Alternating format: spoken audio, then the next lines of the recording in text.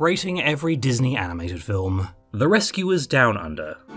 Welcome to Australia, man. So this movie represents a bunch of firsts for Disney. First actual sequel to any of their animated films. First movie to make use of the new CAPS system, allowing all the animation to be done via computer, and sadly, the first and only flop of the Renaissance, but that's more down to Jeffrey Katzenberg pulling all the advertising to sink it after a not great opening weekend. Despite that, most people I've heard from consider this the better movie in the Rescuers duology, but for me, it's a mixed bag. The new CAPS animation at once allows for some stunning sequences, like Cody's flight on Marahute, who likewise is animated to brilliant proportions, moving just like a real bird but also being invested with plenty of personality and expressiveness without speaking a single word of dialogue. But the prototypical technology also has some very primitive looking CGI, like the title sequence and the New York cityscape, and the character designs from the first movie likewise suffer from being made less interesting. And this is probably why Disney focused almost exclusively on human-led stories for a while afterwards, because while CAPS does great for human animation, it tends to strip animal animation of most of its personality in favour of rather generic cuteness. Since the anthropomorphic animal movies were a cost-saving measure because of how tricky animating humans was in the first place.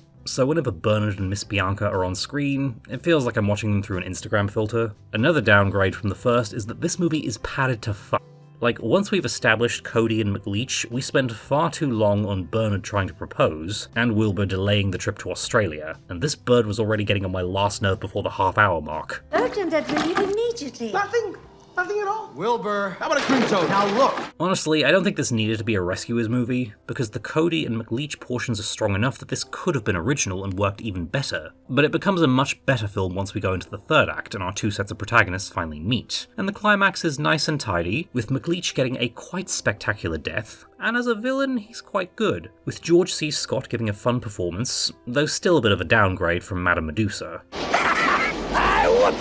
So overall, some good, some not so good, and while I enjoyed it, I much prefer the first. 7 out of 10.